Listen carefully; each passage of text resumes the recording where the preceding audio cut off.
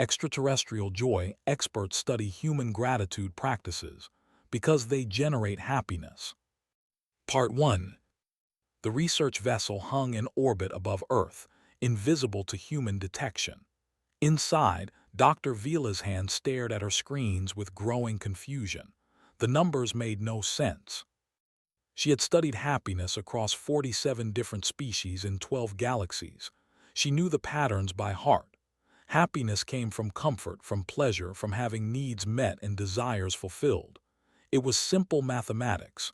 Remove pain, add pleasure, and contentment naturally followed.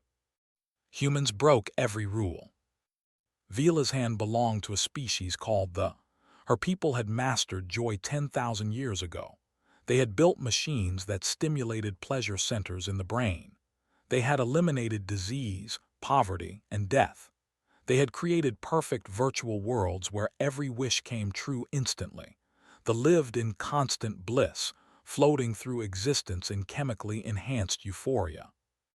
Other species hired them as consultants. When a civilization struggled with depression or dissatisfaction, they arrived with their technology and their expertise. They had never failed to optimize a species for maximum happiness. Until they found Earth. The initial scans showed impossible data. Humans experienced terrible things. They got sick. They grew old. They lost the people they loved. They worked at jobs they disliked. They worried about money and status and 1,000 other problems. Their lives were short and filled with pain. Yet somehow, their baseline happiness levels were higher than species with 10 times their technology and 100 times their comfort.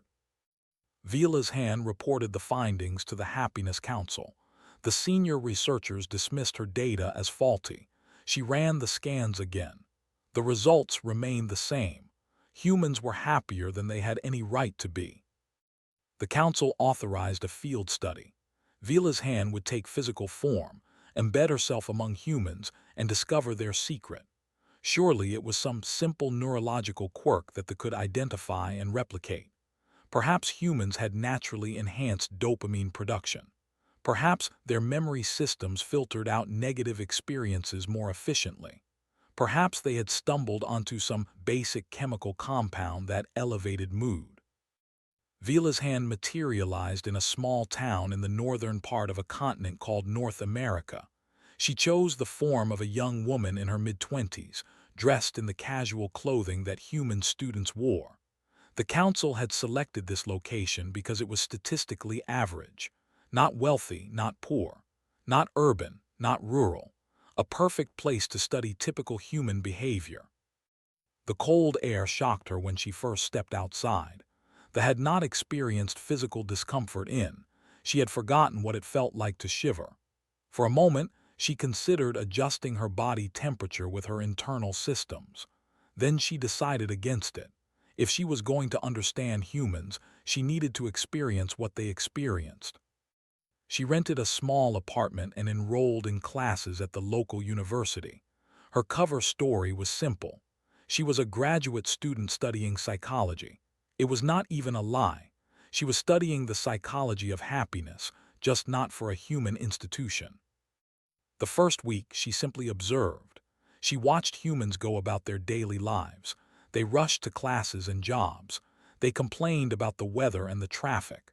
They worried about assignments and bills. Everything Vila's hand saw confirmed what she already knew. Human life was filled with minor irritations and major stresses. Yet the humans smiled. They laughed. They seemed genuinely content despite their circumstances. On the 8th day, Vila's hand witnessed something strange. She was sitting in a coffee shop, monitoring the emotional states of the humans around her when a young man dropped his laptop. The screen shattered. By calculations, this should have triggered significant distress. The device was expensive. The man was clearly a student with limited resources. The data on the laptop probably represented hours of work. The man stared at the broken computer for a long moment. Then he did something Vila's hand did not expect. He smiled. Not a happy smile, but a small, sad, accepting smile. He picked up the pieces and carried them to the trash. On his way out, he stopped at another table where a friend was sitting. "Well, that's gone," he said, gesturing to the broken laptop. "But hey, at least I backed up my thesis last week, and at least it wasn't my phone, and at least I've got enough saved up that I can buy a used one. Could have been so much worse." The friend nodded sympathetically. They talked for a few more minutes, listing other things that could have gone wrong but did not. By the time the young man left the coffee shop, his emotional state had almost returned to baseline. Within an hour, Vila's hand's instruments showed he was actually slightly happier than he had been before dropping the laptop. This made no sense.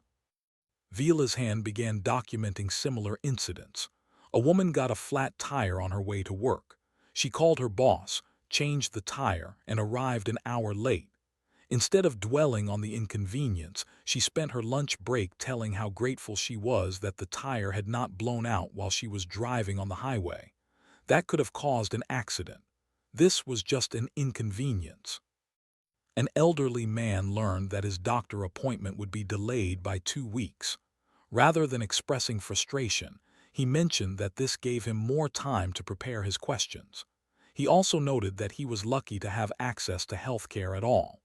His father had died from a treatable condition because they had been too poor to afford a doctor. Everywhere Vila's hand looked, humans practiced this same strange pattern. When something went wrong, they immediately began identifying ways it could have been worse. They focused on what they still had rather than what they had lost. They found reasons to feel fortunate even in unfortunate circumstances. She decided to ask about it directly. In one of her psychology classes, she raised her hand during a discussion about emotional regulation. "Why do humans do that thing where they list good outcomes when bad things happen?" she asked. The professor looked pleased by the question. "You mean practicing gratitude," she said. "That's a well-documented psychological phenomenon. Gratitude has been shown to significantly improve mental health, life satisfaction, and overall happiness. It is one of the most effective interventions we have for improving." Gratitude. Vila's hand accessed the human databases and began researching the term. What she found astonished her. Humans had been deliberately practicing gratitude for thousands of years. They kept journals where they wrote down things they appreciated each day. They shared what they were thankful for at dinner tables. They had entire holidays dedicated to expressing gratitude. Parents taught children to say thank you. Schools taught students to appreciate what they had. This was not a quirk of human neurology. This was intentional. Humans had discovered something about happiness that with all their advanced technology and research, had missed. Vila's hand expanded her research. She interviewed dozens of humans, asking them about their gratitude practices. An old woman named invited her to tea and told her that she wrote in a gratitude journal every morning before breakfast. She had been doing it for 40 years. "What do you write?" Vila's hand asked. Smiled. "Oh, simple things mostly. I'm grateful for my health, for my children, for this house, for tea and cookies, for the birds outside my window. Some days it is harder to think of things, but I always find at least 3. "Does it actually make you happier?" Vila's hand asked. "Dear, I don't know if it makes me happier," said, "but it certainly helps me notice the happiness I already have. Life has not always been easy. I buried a husband and a son. I have arthritis that makes my hands ache. I live on a fixed income and have to watch every penny. But when I write in my journal, I remember that I have so much more than many people do. I have a warm home. I have enough food. I have friends who care about me. Those things were always there, but gratitude helps me see them." Vila's hand left house with her mind spinning. They had approached happiness by trying to maximize pleasure and minimize pain. They had assumed that the path to joy was paved with comfort and ease. Humans had discovered something different. They had learned that happiness was not about their circumstances. It was about their attention. It was about choosing to notice what was good even when things were difficult. She transmitted her preliminary findings to the council. Their response was skeptical. Gratitude seemed too simple to be effective. Too primitive. Surely this could not be the secret to human happiness. The methods were scientifically proven. They had data going back. Human gratitude practices were just folk psychology, superstition dressed up as wisdom. But Vila's hand could not ignore what she was seeing. She requested permission to form a research team and conduct controlled experiments. The council agreed, sending 3 more researchers to Earth. Together, they would determine once and for all whether human gratitude was legitimate or just a pleasant delusion. The answer they found would change everything the thought they knew about happiness. Part 2. Dr. K materialized in Vila's hand's apartment 3 weeks after her initial report. He was a neuroscientist, the best the had. If gratitude had any real effect on human brain chemistry, he would find it. "This is a waste of resources," he said as soon as he arrived. "The council wants concrete data before they invest more in this project. Show me proof that gratitude does something measurable." Vila's hand had expected this attitude. She took him to the university's neuroscience lab, where she had arranged to conduct brain scans on human volunteers. They had recruited 2 groups. One group had been practicing daily gratitude journaling for years. The other group had never done any formal gratitude practice. The differences showed up immediately on the scans. The gratitude practitioners had significantly more activity in their prefrontal cortex, the area associated with decision-making and emotional regulation. They also showed enhanced connectivity between the reward centers and the areas responsible for social bonding. Most remarkably, their brains seemed to be more sensitive to positive stimuli while being less reactive to negative stimuli. Kay ran the scans 3 times, convinced the equipment was malfunctioning. The results remained consistent. "This is not just correlation," he said slowly, studying the data. "These neural pathways have been physically restructured. Gratitude is not just making them feel better, it is actually changing their brains." 2 more researchers arrived the following week. A was a philosopher who specialized in the logic of. L was a sociologist who studied how cultures created and maintained happiness. Together, the team designed a comprehensive study of human gratitude practices. They traveled across Earth, interviewing people from dozens of different cultures. They spoke with Buddhist monks in Tibet who practiced gratitude meditation. They met with Christian families in rural America who said grace before meals. They observed Muslim communities who expressed thanks to their God 5 times a day. They studied indigenous tribes who held ceremonies of thanksgiving for harvests and hunts. Everywhere they went, they found the same pattern. Humans who regularly practiced gratitude reported higher life satisfaction, better relationships, improved physical health, and greater resilience in the face of hardship. The specific form of the practice varied, but the core principle remained the same. Pay attention to what is good. Acknowledge it. Appreciate it. Say thank you. What surprised the research team most was that gratitude seemed to be most powerful among humans who had suffered the most. They interviewed refugees who had fled war zones. These people had lost their homes, their possessions, sometimes their family members. By every measure, they should have been miserable. Many of them were, but those who practiced gratitude showed remarkably high despite their circumstances. One refugee, a woman named, explained it to Vila's hand during an interview, had escaped a civil war that killed her husband and destroyed her village. She had walked for 3 weeks with her 2 children to reach safety. She now lived in a refugee camp with thousands of others, in a small tent with no electricity or running water. "How do you stay positive?" Vila's hand asked her. Looked surprised by the question. "I am not always positive," she said. "I cry, I grieve. I am angry at what was taken from me, but I also practice gratitude every day. I thank God that my children survived. I thank the aid workers who give us food. I thank the other families who share what little they have. I thank the sun for rising each morning. If I only focused on what I lost, I would drown in sorrow. Gratitude keeps my head above water." Vila's hand thought about this for days afterward. that had eliminated suffering because they believed it was incompatible with happiness. Humans seemed to understand something different. Suffering and gratitude could exist at the same time. In fact, they often deepened each other. People who had experienced loss became more grateful for what remained. People who had faced hardship appreciated ease more fully when it came. Elle made another important discovery. Gratitude was not just an individual practice, it was fundamentally social. Humans expressed gratitude to each other constantly. Thank you, they said, dozens of times a day. Thank you for holding the door. Thank you for the compliment. Thank you for your help. Thank you for listening. Each expression of gratitude strengthened social bonds. When someone said thank you, the person being thanked felt valued and appreciated. This made them more likely to help again in the future. It created positive feedback loops that built strong communities. The research team observed this in action at a community center in a low-income neighborhood. Every week, volunteers gathered to distribute food to families who needed it. The volunteers could have simply handed out the supplies and left.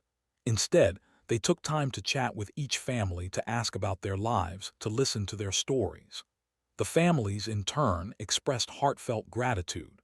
They thanked the volunteers not just for the food, but for their time, their kindness, their respect. "We need each other," one volunteer explained. "They need the food, yes, but we need them too. Their gratitude reminds us why we do this. It makes the work meaningful. Without that exchange, this would just be a transaction. With it, it becomes a relationship." I found this particularly fascinating. They had optimized individual happiness by giving each person everything they needed and removing all dependency on others. Humans seemed to derive deep satisfaction from the very that they had eliminated. They needed each other, and they were grateful for that need. It bound them together in ways that enhanced everyone's. The research team conducted experiments to test whether gratitude could be taught to humans who had not practiced it before. They recruited volunteers who reported low life satisfaction and taught them simple gratitude exercises. Write down 3 things you are grateful for each day. Express thanks to at least one person each day. Before sleep, reflect on one good thing that happened. The results were remarkable. After just 4 weeks, the volunteers reported significant increases in happiness, life satisfaction, and optimism. Their relationships improved. They felt more connected to their communities. Some reported better sleep and fewer physical health complaints. The effects continued even after the formal study ended, as long as the participants maintained their gratitude practices. One participant, a middle-aged man named Robert, told them that gratitude had saved his life. He had been severely depressed, contemplating suicide. The gratitude journal had seemed like a stupid exercise at first. What did he have to be grateful for? His job was terrible, his marriage was failing, his health was declining. But he had committed to the study, so he forced himself to write something each day. The first week, his entries were bitter and sarcastic. "I'm grateful I didn't crash my car today. I'm grateful the coffee shop didn't mess up my order. I'm grateful no one bothered me at work." But gradually something shifted. He started noticing small, genuine goods. I had helped him with a project. His daughter had called just to say hello. The sunset had been beautiful. These things had always been there, but he had never paid attention to them. "Gratitude didn't fix my problems," Robert explained. "My job still sucks. My marriage is still struggling. I still have health issues. But now I also see the good things that exist alongside the bad things. It is like I was living in a house and only noticing the rooms that were messy and broken. Gratitude taught me to also notice the rooms that were clean and functional. The house did not change. My attention changed. And that made all the difference." Kay analyzed Robert's brain scans before and after the study. The neural changes were clear and measurable. Gratitude had literally rewired his brain, creating new pathways that made him more sensitive to positive experiences and less overwhelmed by negative ones. The research team compiled their findings and prepared a comprehensive report for the council. They had data from brain scans, psychological surveys, anthropological observations, and controlled experiments. The evidence was overwhelming and undeniable.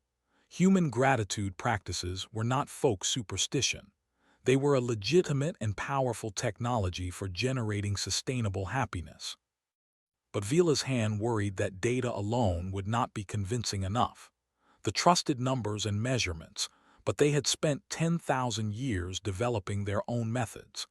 They had invested enormous resources into their pleasure optimization technology. Admitting that humans had discovered something better would require them to question everything they had built. She decided to do something that was not part of the research protocol. She decided to try gratitude herself. For 30 days, she would practice what the humans practiced. She would keep a gratitude journal. She would express thanks to others. She would pay attention to what was good rather than focusing only on her research objectives. She expected it to feel artificial and forced. She expected nothing to happen. She was a scientist observing a phenomenon, not a participant seeking transformation. But she was wrong. Gratitude changed her in ways she had never imagined possible. And that change would ultimately determine the fate of both species. Part 3. On the first morning of her gratitude experiment, Vila's hand sat in her apartment with a blank notebook and a pen. She felt ridiculous. She was a senior researcher with advanced degrees in happiness optimization. She had studied joy across multiple galaxies. And here she was, about to write down things she was thankful for like a human child. She forced herself to begin. "I am grateful for this coffee," she wrote. It was the first thing that came to mind. The coffee sat steaming on her desk, filling the room with its rich aroma. She had bought it from the downstairs without thinking. Now actually paying attention to it, she noticed how complex the flavor was. Bitter, yes, but also slightly sweet, with nutty undertones. The warmth of the cup felt pleasant in her hands. She wrote 2 more items. "I am grateful for the sunrise I saw this morning. I am grateful for my comfortable chair." The entries felt shallow and mechanical, but she had committed to 30 days, so she would continue. The second day was similar. The third day, slightly easier. By the end of the first week, something unexpected began to happen. Vila's hand found herself noticing things throughout the day with the specific thought of writing about them later. The way light filtered through leaves. The kindness of a stranger who held a door. The satisfaction of solving a difficult problem. Her attention was shifting. The second week brought another change. She began expressing gratitude out loud to actual people. The barista who made her coffee each morning had a name, Marco, and Vila's hand learned that he was studying engineering while working to support his family. She started thanking him genuinely each day, not just as a social courtesy, but as real acknowledgement of his effort. Marco's face lit up the first time she did this with real feeling. That small moment of connection felt surprisingly meaningful. She thanked her landlord for fixing a leaky faucet promptly. She thanked a professor who had helped her access research materials. She thanked a fellow student who had shared notes when she missed a class. Each expression of gratitude created a tiny moment of warmth between her and another person. The accumulation of these moments was creating something that had lost long ago. She was building relationships, real ones, based on mutual appreciation and acknowledgement.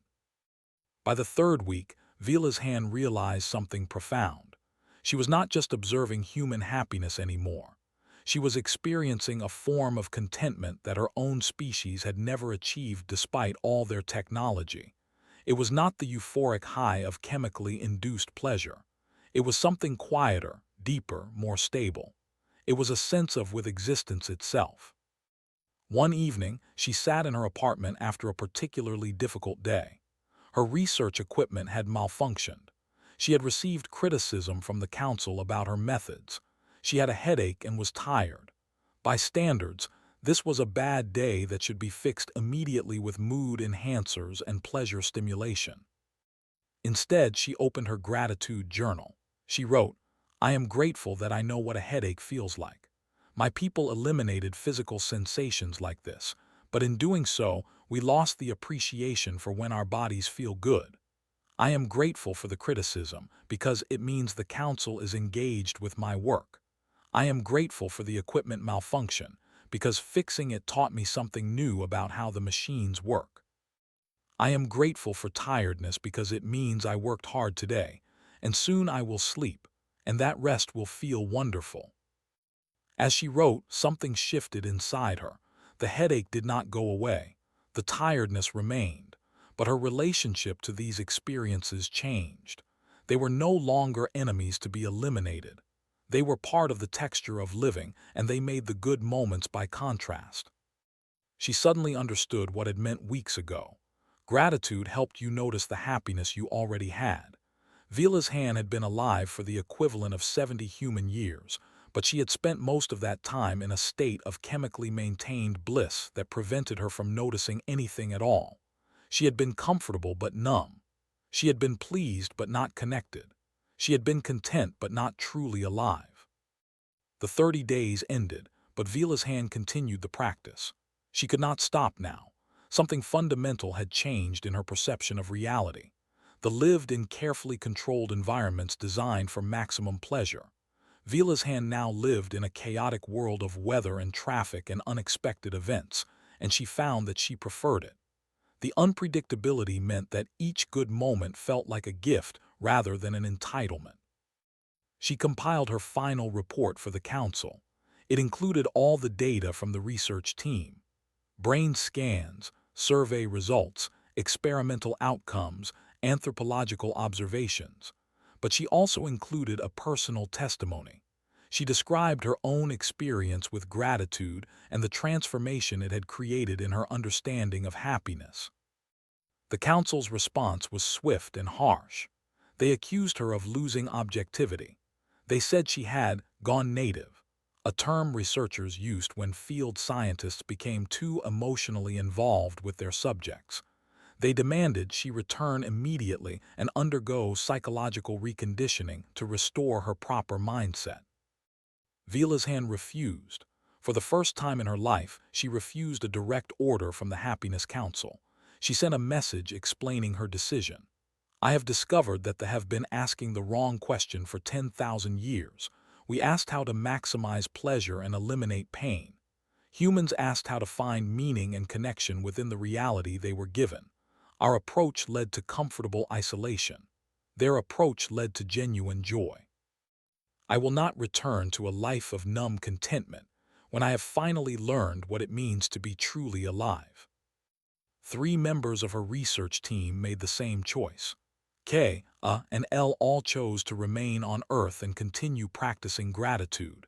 They had seen the data. More importantly, they had experienced the transformation themselves. They could not go back to what they had been before. The council declared them all renegades and sent new researchers to Earth to conduct a proper study, one not contaminated by emotional involvement. But something unexpected happened. Many of the younger had been following Vila's hand's research with great interest. Her reports had sparked conversations across their civilization. Questions that had been unthinkable before suddenly seemed important. What if comfort was not the same as fulfillment? What if eliminating all suffering meant eliminating the capacity for real joy? What if they had traded their humanity, metaphorically speaking, for a simulation of happiness that lacked substance? A movement began among younger who had never known anything but the carefully controlled bliss of their civilization. They called themselves the Grounded, and they began taking corporeal forms and living among humans. They practiced gratitude. They built relationships. They allowed themselves to experience discomfort and pain and loss, trusting that these experiences would deepen their capacity for appreciation and joy. The Happiness Council tried to stop the movement. They published studies showing the dangers of uncontrolled emotions. They warned that gratitude was a primitive coping mechanism that would fade once the novelty wore off. They threatened to revoke citizenship from any who refused reconditioning. But the movement grew anyway. Too many had heard Vila's hand's message and recognized a truth they had been ignoring. Their civilization had achieved perfect pleasure but lost something essential in the process. They had optimized away all the rough edges of existence, and in doing so, they had optimized away the possibility of genuine meaning. Vila's hand established the first gratitude center on the. It was a place where could learn human practices in a supportive environment. She taught them how to keep gratitude journals. She taught them how to express appreciation to each other. Most radically, she taught them how to maintain corporeal forms and accept physical discomfort as part of a full life. The center attracted thousands in its first year. The council continued to denounce it, but they could not ignore the results. Who practiced gratitude reported feelings they had not experienced in. They felt connected to each other in meaningful ways. They felt that their lives had purpose beyond the pursuit of pleasure. They felt, as one participant described it, awake for the first time. The elderly human woman who had first explained gratitude to Vila's hand lived to see the transformation of the civilization. Vila's hand visited her regularly, bringing news of how gratitude was spreading among her people. Found it all quite amusing. "Imagine that," she said over tea one afternoon. "Aliens coming all this way to learn something my grandmother taught me when I was 6 years old. Makes you wonder what other simple things we take for granted that might be profound." "Your species discovered the secret to sustainable happiness," Vila's hand said. "That is not a simple thing." Smiled. "Oh, I don't think we discovered it, dear. I think we just never forgot it. Maybe your people knew it once too, long ago, before you had all that fancy technology. Maybe gratitude is not something you figure out. Maybe it is something you remember." Vila's hand considered this. Perhaps was right. Perhaps they had once known how to appreciate existence before they had tried to optimize it. Perhaps humans had simply preserved ancient wisdom that other species had discarded in their pursuit of progress. Whatever the truth, the result was clear. Humans had taught them something more valuable than any technology. They had taught them how to pay attention, how to notice what was good, how to say thank you, how to find joy not in perfect circumstances but in the simple fact of being alive. Years later, when the Happiness Council finally acknowledged that gratitude practices produced measurable improvements in, Vila's hand did not feel vindicated. She felt grateful. Grateful that she had been chosen for the Earth assignment. Grateful that she had met humans like who had shared their wisdom. Grateful that she had been brave enough to try something new. Grateful for the difficulty that had made her growth possible. Grateful for existence itself, with all its pain and beauty and unexpected gifts. She kept her journal on her desk, and every morning she wrote in it. Some days the entries were profound. Some days they were simple. But every day she practiced noticing what was good and saying thank you. It was not much, but it was everything.